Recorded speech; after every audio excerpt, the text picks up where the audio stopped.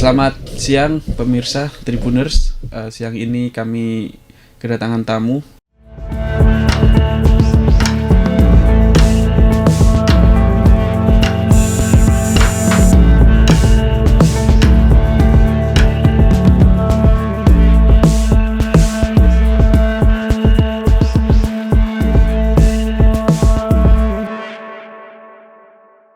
Ya, ini Gunawan yang akrab disapa Abah Gun, dan beliau sudah ada di depan saya. Abah Gun mungkin bisa menyapa Tribuners yang ada. Assalamualaikum warahmatullahi wabarakatuh. Saya Gunawan, biasa dipanggil Abah Gun, asli dari Kondalegi, dan sampai saat ini masih tetap tinggal di Kondalegi, Kabupaten Malang. Okay. Baik, Abah Gun, ini adalah program Mata Lokal Memilih. Jadi program Mata Lokal Memilih ini ya program yang mengangkat soal isu-isu politik ataupun pilkada seperti itu. Nah, Abah Gun ini sekarang mulai dikenal banyak orang, di samping sebagai pengusaha juga sebagai seorang politisi yang belakangan ramai dibicarakan karena kemarin sudah daftar sebagai bakal calon bupati di Kabupaten Malang. Seperti apa Abah Gun ceritanya itu? Ya, sebetulnya saya itu tidak mendaftar, tapi didaftarkan oleh kelompok yang namanya Poros Perjuangan. Itu mereka ingin saya juga ikut kontestasi di Pilkada 2024 ini. Dan kebetulan setelah saya didaftarkan, itu saya mendapat telepon dari DPD melalui wakil ketua di sana menyampaikan kalau saya diperintah oleh ketua DPD untuk ikut mendaftarkan di Pilkada Kabupaten Malang. Begitu. Sehingga saya ini tentunya sebagai kader harus taat dengan perintah partai, juga harus bisa mendengarkan aspirasi masyarakat. Ya.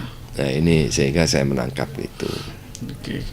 Dari Partai PDI Perjuangan. Betul, Pak, ya dari PDI Perjuangan. Spesifiknya perintah DPD itu seperti apa, Pak?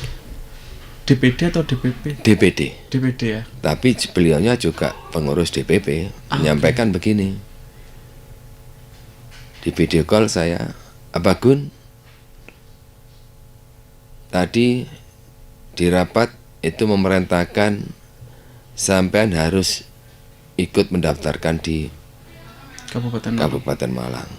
Sehingga saya menyampaikan siap, tapi padahal itu formulir udah dikirim ke rumah sama Poros Perjuangan. Sudah dikirim ke rumah. Jadi saya waktu itu kan juga menerima formulir itu kondisi masih belum siap, tidak siap gitu loh. Tak kembalikan apa enggak, itu masih baik pemikiran. Begitu ada perintah dari DPD semakin kuat. Tapi saya masih masih belum, karena enggak ada cita-cita di sana. Memang enggak ada rencana awal. Enggak ada cita-cita, enggak ada rencana awal. Cuman kalau pemikiran Kabupaten Malangnya harusnya harus ada perubahan ini. Cuman saya enggak kepingin saya waktu itu untuk mencalonkan. Poros Perjuangan itu apa, Pak? Poros Perjuangan ini ya terdiri dari pengurus partai PDI Perjuangan dan juga dari beberapa tokoh masyarakat di sana. Itu berasal dari mana saja mereka? Kayaknya dari 20 kecamatan kemarin tuh. Oke. Yang ada di Kabupaten Malang. Iya. Mulai Ngantang, Pujon, Dau kayaknya itu. Apa, Bah, yang mereka kehendaki ketika mengusung nama Abah untuk bakal calon bupati melalui PDI Perjuangan? Ya, artinya gini, dari PDI Perjuangan harus banyak peminat. Harus ada alternatif lain, tidak hanya incumbent saja yang mendaftar gitu. Intinya di sana. Karena mungkin mereka kepingin ada ada variasi atau apalah, saya nggak paham. Yang jelas mereka itu kayaknya pengen ada calon alternatif, pilihan lain. Ya, kita tahu juga bahwa calon petahana adalah Pak Sanusi gitu. Ya, betul. Bagaimana Pak kemudian menghadapi kondisi ini? Ya tentunya kita sebagai sesama kader dari Partai PDI Perjuangan, harusnya kita ini ya ndak boleh ada perasaan yang aneh-aneh. Kita harus, dalam demokrasi ini kan kita harus menyadari ya, menyadari bahwa ndak mungkin kita bisa monopoli suatu kekuasaan atau sesuatu dengan seenak kita. Tentunya ya inilah demokrasi. Mari kita junjung kebersamaan ini, dan tentunya saya dengan incumbent dengan Pak Sanusi harus tetap baik karena memang saya teman baik. Dan saya juga begitu. Sama-sama Gundang lagi Pak. Iya, teman mulai kecil. Tapi kita sebagai kader partai tentunya harus taat dengan perintah partai. Ini yang harus dibedakan. Kalau teman, saudara tetap saudara. Tapi saat kita di dalam satu partai ini ada perintah yang sama, ya kita harus melaksanakan. Apakah itu artinya apapun nanti keputusan partai, akan ikut putusan itu? Ya pasti. Jadi begini, saya kepingin tetap menata hati saya. Jangan sampai saya mencalonkan ini karena ambisi akhirnya. Nata niat saya ini. Jangan sampai saya ini begitu didaftarkan terus muncul ambisi bahwa saya harus gini, enggak. Jadi saya harus tetap menata hati, jangan sampai nanti kemasukan sesuatu yang tidak baik dalam pikiran saya. Harus tetap menjaga. Kemarin itu juga sempat ramai Pak, soal rekom. Sejauh yang Abah Gun ketahui, sebetulnya rekom itu seperti apa sih? Apakah sudah resmi atau masih dalam proses? Setahu saya kalau rekom ini masih belum. Tahapannya masih agak lumayan. Jadi kalau rekom itu biasanya tentunya melalui tahapan-tahapan. Termasuk nanti ada interview mungkin ya. Kesiapan calon ini sejauh mana. Terus juga hasil survei, dukungan dari masyarakat, dari partai yang lain kayak apa, itu saya kira nanti masih prosesnya tidak secepat itu. Berarti masih belum ada dokumen resmi dari pimpinan pusat itu Pak ya, soal nama-nama yang direkomendasikan. Setahu saya masih belum sampai saat ini. Jadi kalau mereka yang kemarin beredar itu kan sebetulnya undangan apa itu Pak? Untuk pemantapan sebagai petahana, tentunya harus ada pemantapan bagaimana persiapan untuk pemenangan di wilayah kabupaten yang itu semacam pelatihan begitu nggak Pak? Atau pendidikan? Ya kayak gitu, pemantapan ya, artinya pemantapan petahana ini tentunya juga akan dilakukan evaluasi kinerjanya, terus juga mungkin termasuk kepuasan daripada masyarakat itu menjadi tolak ukur juga. Bah, setelah mendaftar itu tak lama kemudian saya baca di beberapa berita Abah Gun juga bertemu dengan mantan bupati yang dulu Pak Rendra dengan Dewa gitu ya. Apa maksud tujuan pertemuan itu Pak?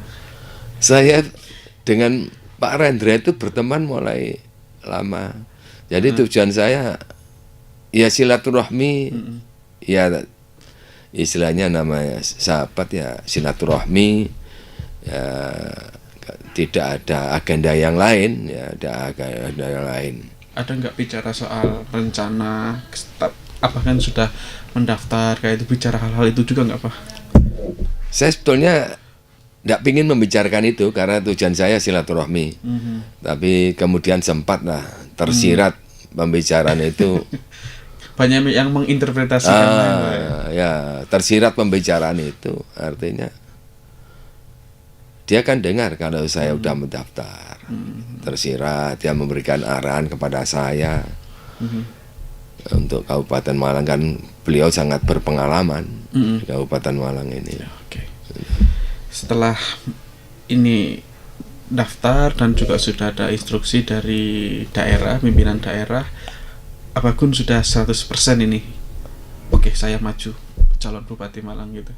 Iya, artinya kalau sekarang saya betul-betul perasaan sudah siap. Sudah membulatkan tekad. Ya, membulatkan tekad. Tapi dengan tetap saya ini harus siap dengan itu rekom turun atau Putusan tidak partai. siap.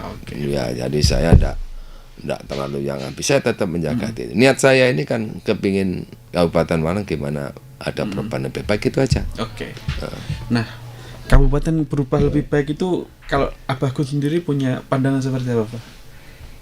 Begini, saya ini kan basicnya ini orang entrepreneur yang merangkak dari bawah. Yang merangkak dari bawah, bukan dari orang yang punya modal, merangkak betul-betul dari nol. Istilahnya like bahasa zaman dulu itu modal dengkul. Betul. Hanya modal kepercayaan saya itu berangkatnya. Kepercayaan dan kejujuran. Alhamdulillah akhirnya bisa menjadi pengusaha dari berbagai bidang. Bidang apa saja, Pak, usahanya, Pak? Dulu mulai dari retail, ya, pernah pertanian, akhirnya di otomotif, juga di kayak swalayan itu. Oh, oke, toko modern. Akhirnya juga merambah ke properti. Punya tempat nge-gym juga, Pak? Ada gym, ada juga gym. Tapi ya. Jadi sembarang kalir usaha dilakukan, Pak? Iya, saya itu kan senengnya. Orangnya ini gini, prinsip saya, orang usaha itu tidak boleh puas dengan apa yang kita capai. Jadi usaha ini harus selalu inovasi dan mengambil peluang-peluang yang memungkinkan bisa keluar sumber air lagi.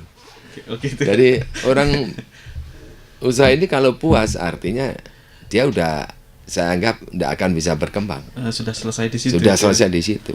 Dari pengalaman dengan latar belakang pengusaha itu, apa yang Anda lihat lebih baik Kabupaten Malang harusnya bagaimana? Begini, menurut kacamata saya sebagai orang entrepreneur, Kabupaten Malang ini punya potensi yang sangat luar biasa. Ya. Paling potensi wisata, ya, pertanian, sumber daya manusianya, nelayan, UMKM, yang tidak kalah penting. Kabupaten Malang ini termasuk penyumbang PMI, pekerja migran terbesar di Jawa Timur. Oke. Yang dianggap selama ini sebagai pahlawan devisa negara. Tapi pekerja PMI tidak pernah mendapat perhatian, tidak pernah mendapat pengarahan bagaimana mereka bisa memanage, mengembangkan apa yang diperoleh dari luar ini supaya bisa berkembang saat di sini. Untuk kesejahteraannya di kampung halaman ya. Betul. Oke, Abang melihat itu masih kurang. Iya, sehingga begini yang terjadi. Sehingga banyak PMI ini, pekerja migran Indonesia ini atau TKI ini, yang keluar bawa duit, habis balik lagi. Keluar bawa duit, habis balik lagi. Yang terjadi kita lihat angka perceraian di Kabupaten Malang yang disebabkan oleh PM ini menyumbang terbesar di Kabupaten Malang. Ini apa benang merahnya, Pak? Maksudnya perceraian dengan PMI ini? Iya. Apa karena berpisah kemudian hubungannya renggang gitu? Renggang, betul. Namanya ditinggal kadang-kadang yang laki juga pengen selingkuh. Ini kadang-kadang habis itu dihabiskan kiriman. Tahu-tahu udah yang laki dicerai dari luar sana. Oke. Ini yang terjadi, saya ini miris, dan itu korbannya kan banyak anak-anak mereka. Ya tidak hanya perceraian mungkin, tapi kekerasan juga sering terjadi, Pak ya. Iya, jadi saya berpikir begini. Saya dulu pernah berpikir begini. Tahun waktu saya mencalonkan, saya itu kan udah melihat ya. Ini sebetulnya harus PM ini kalau kita galang menjadi sesuatu kekuatan yang besar, kekuatan modal. Gimana caranya? Contohnya begini, saya itu melihat meneliti satu kecamatan di Sumawe. Sumber Manjing Wetan. Betul, Sumber Manjing Wetan.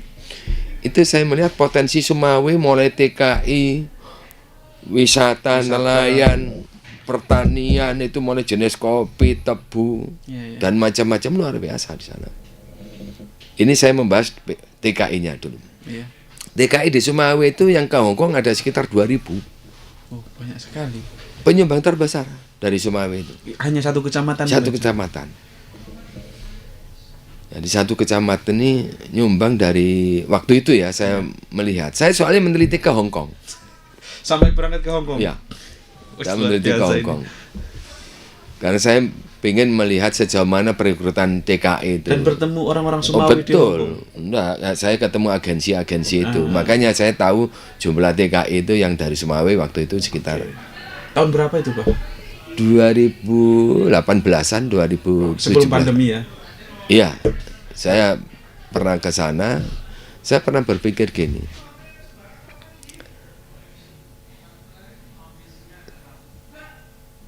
Kodrat manusia ini sebetulnya ditakdirkan sebagai makhluk sosial.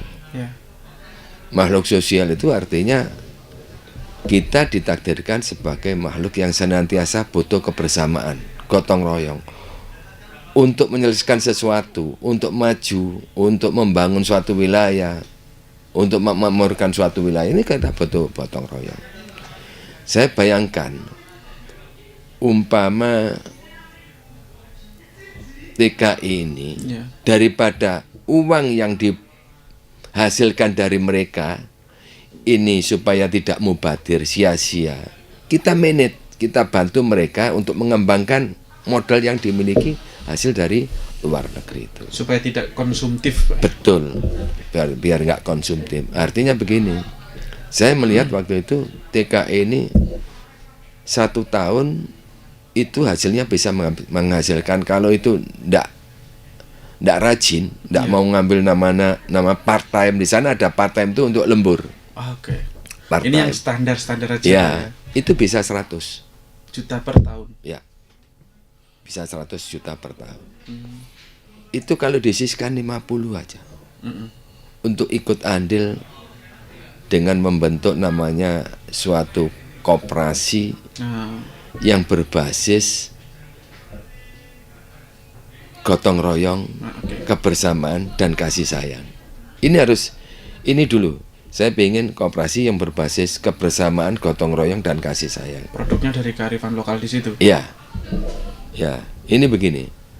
Itu kalau saya hitung, DKI katakan bisa invest 50 juta. Ini tak anggap minimal lah. Paling kecil tuh. Tapi mereka saat bangun rumah bisa dari hasilnya itu buat nyicil beli pasir, buat nyicil beli batu bata. Itu maksud saya gitu. Buat nyicil tanpa mengambil uang pokok ini. Daripada uang itu disimpan bank. Itu kita kelola. Kita kelola dalam koperasi ini. Dan koperasi ini saya sudah melihat permasalahan-permasalahan yang ada di Sumawe. Termasuk permasalahan nelayan, permasalahan pertanian. Mereka butuh modal. Nelayan ini banyak terjerat dengan rente. Pinjaman yang bunganya besar. Kalau kita cover dengan uang TKI ini, dengan bunga yang sama dengan bank, ini akan sangat luar biasa. Daripada mereka kena sampai 10% saya lihat. Itu bunga pinjaman dari para nelayan itu? Iya, 10%. Itu pernah saya teliti. Sehingga nelayan nggak pernah sejahtera juga. Nggak bisa melunasi juga. Iya, nggak bisa sejahtera. Ya melunasi kalau panen mereka, ya itu membayar itu. Nah ini kan gotong royong tadi saya maksud gotong royong. Jadi saya hitung kalau ada 2.000 TKI yang ikut andil, itu udah masuk 100 miliar, Mas. Iya, 50 jutanya saja disisihkan. Iya, 100 miliar. 100 miliar untuk cover itu, saya yakin putarannya nanti akan semakin besar. Dan orang begitu merasakan betapa manfaatnya kita ikut bersama-sama membangun koperasi yang berbasis gotong royong ini. Tentunya akan banyak yang akan. Itu modal pertama udah 100 miliar. Itu hanya dari satu kecamatan. Satu kecamatan. Ada 33 kecamatan. Betul. Di Kabupaten Malang. Dan tentunya begini, nanti saya sampaikan, saya pernah gagasan itu ya. Kita kan pinginnya nanti ada gotong royong juga bersamaan. Nanti saya minta 25% dari hasil per tahun itu tetap disisihkan untuk kegiatan sosial. Mereka masih senang, gitu loh. Udah uangnya nggak habis untuk beli apa-apa. Kalau beli apa-apa cukup dari hasilnya. Katakan itu tak hitung bisa untung 15%. Udah terendah itu. Itu udah 15 miliar, Mas. Iya, dari angka 100 miliar tadi. 15 miliar ini kalau kita ambil 25%, 3,7,5 miliar. Lah ini maksud saya, karena kita ada rasa kasih sayang, ayolah yang ini disisihkan untuk membangun bedah rumah, membantu orang-orang fakir miskin, menyekolahkan anak yatim. Gimana itu supaya betul-betul manfaat. Jadi kasih sayang gotong royong harus tetap jalan. Memang selama ini kebijakan yang khusus dan spesifik untuk mengembangkan potensi buruh migran itu masih belum ada, Pak ya? Tidak ada. Anda melihatnya seperti itu? Iya. Ataupun juga sebagai anggota DPRD provinsi? Tidak ada. Bahkan untuk pembinaan TK ini anggarannya sangat minim dari Disnaker. Ada itu pembinaan. Tapi kadang-kadang untuk satu kecamatan aja nggak cukup. Satu kabupaten nggak cukup. Itu Disnaker kabupaten atau provinsi? Provinsi. Kalau kabupaten saya nggak pernah dengar. Jadi kembali kepada goodwill ya, niat baik kita, menata hati bahwa bagaimana kita betul-betul bisa membangun Kabupaten Malang dari permasalahan, keluar dari permasalahan yang ada di masyarakat. Ini harus kita pikirkan. Yang tak kalah penting, Kabupaten Malang ini juga jujukan wisata. Betul. Alamnya yang mulai dari gunung sampai laut ada, Pak ya. Goa juga ada itu. Cuma kalau selama ini kan yang banyak terkonsentrasi di Kabupaten Malang bagian selatan di sana, Pak. Iya. Dan di sana sering sekali menghadapi tantangan dan konflik-konflik dengan masyarakat, terutama soal lahan. Betul. Dan bagaimana, barangkali sudah punya konsep untuk konservasi alam di sana supaya tidak tergerus oleh kepentingan bisnis wisata, itu ada nggak Pak konsep? Jadi gini, sebetulnya kita tadi saya sampaikan, kita punya potensi alam yang sangat luar biasa. Salah satunya adalah wisata. Cuman selama ini memang butuh jiwa entrepreneur untuk mengembangkan ya dan menggali potensi ini, tentunya dengan prinsip kebersamaan. Agar tidak terjadi konflik, itu harus dengan cara kebersamaan. Jangan kita itu menang-menangan sendiri. Semua bisa kita rundingkan. Selama itu bisa mendongkrak kepentingan bersama, saya kira udahlah. Ada istilahnya, kalau kita mau bersama justru nilai yang kita peroleh akan semakin besar. Tapi kalau kita congkrah itu tukaran atau nggak akan pernah. Ada istilah ojo congkrah ayo nyawiji. Itu saya mendapat istilah kemarin saat saya kunjungan ke wilayah Wakir. Ini yang harus kita lakukan. Kalau yang ini Pak, soal konservasi alamnya Pak, supaya asri, supaya memang alamnya tidak banyak berubah. Kita tahu juga di selatan ini kan juga ada proyek-proyek besar ya, seperti Jalan Lingkar Selatan, kemudian beberapa waktu yang lalu ada rencana pembukaan lahan sawit dan sebagainya. Ada nggak punya konsep konservasi lingkungan? Ya tentunya masalah perlindungan lingkungan juga harus kita pikirkan. Jangan kita ini membangun sesuatu membabi buta tapi merugikan lingkungan. Ini harus kita pertimbangkan. Bagaimanapun konservasi alamnya harus tetap kita jaga dan lingkungan sehat harus tetap kita jaga. Bagaimana keindahan ini sebetulnya adalah kesehatan untuk kita semua. Kenyamanan ini adalah sehat. Menjaga kesehatan sangat penting. Betul. Dengan tetap menjaga lingkungan.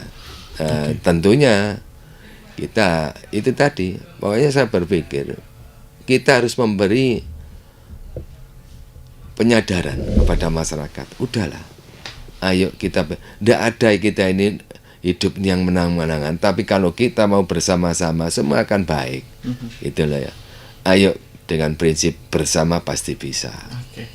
Wah, apakah sudah ditulis gitu Pak prioritas-prioritas program yang akan Abah jalankan kalau misalnya nanti terpilih? Belum.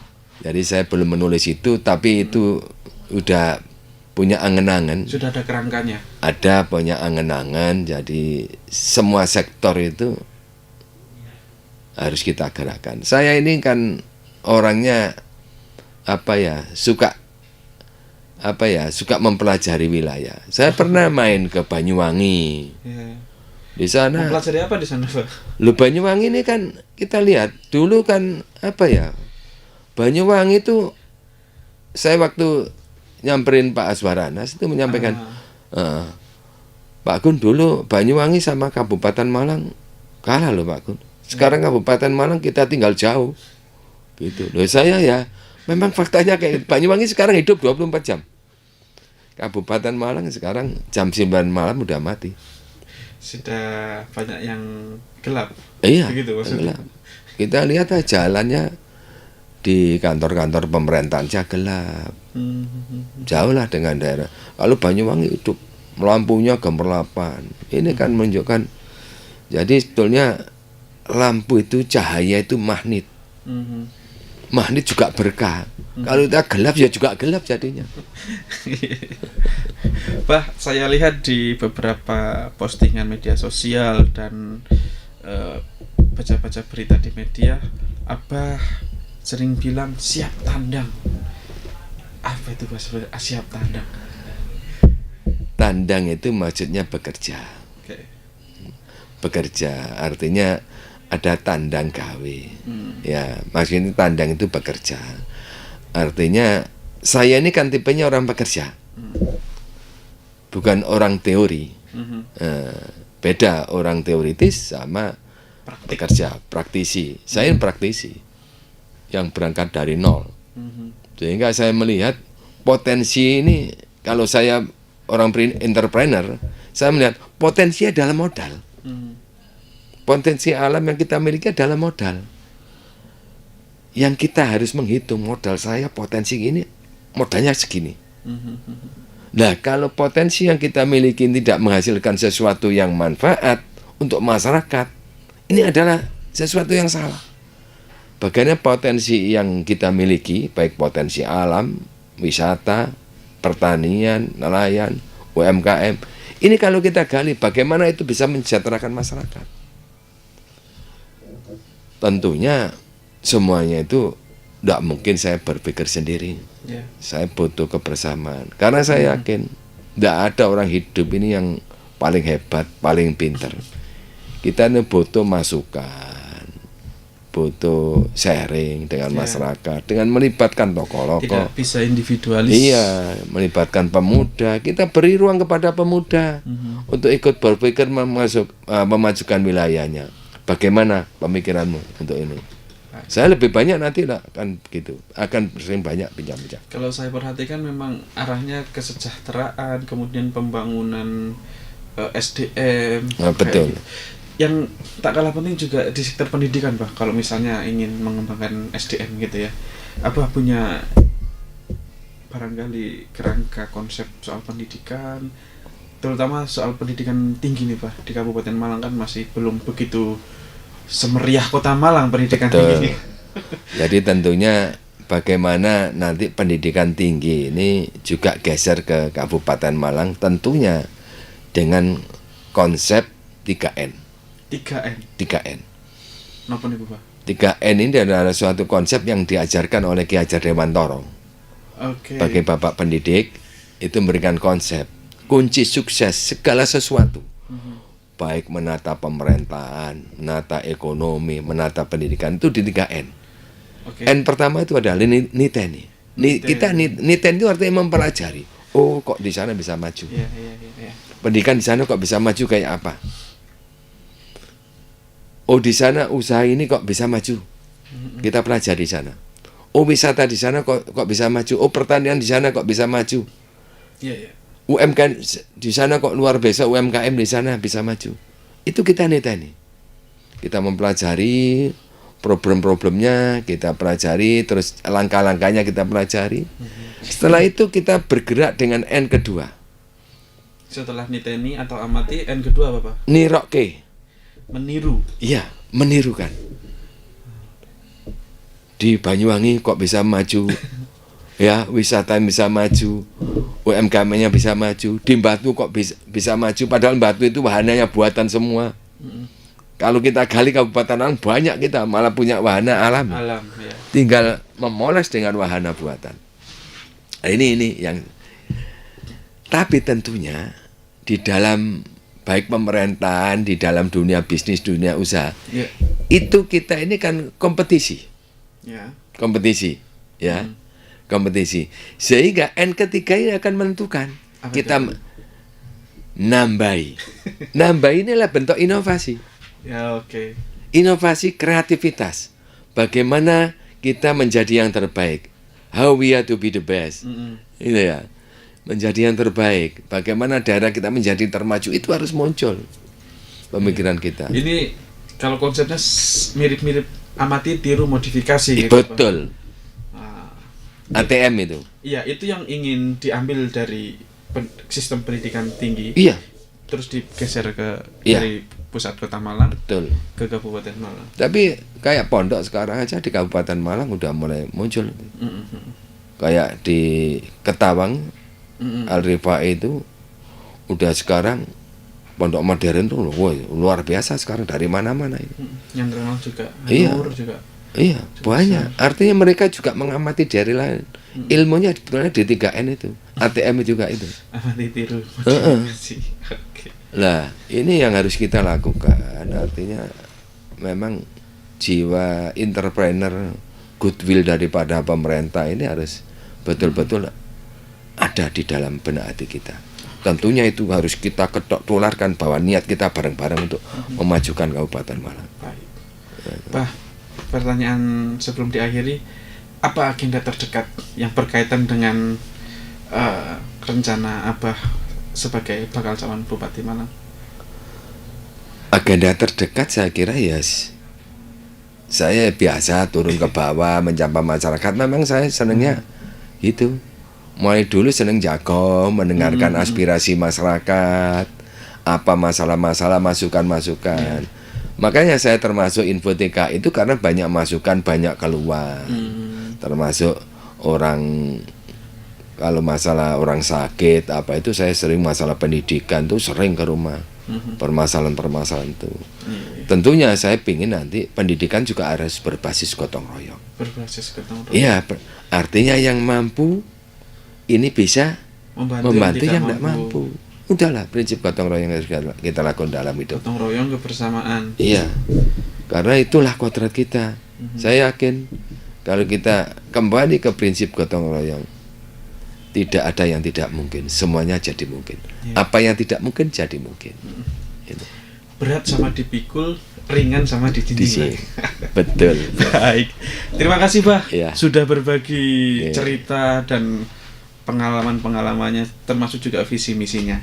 Pemirsa, demikian obrolan saya dengan Abah Kun, dan ikuti perkembangannya juga di portal berita kami suryamalang.com. Terima kasih Abah Kun, sehat-sehat, dan kami tunggu kembali perkembangan selanjutnya. Nggih, matur nuwun. saya. Nggih. Download Tribun X sekarang. Menghadirkan lokal menjadi Indonesia.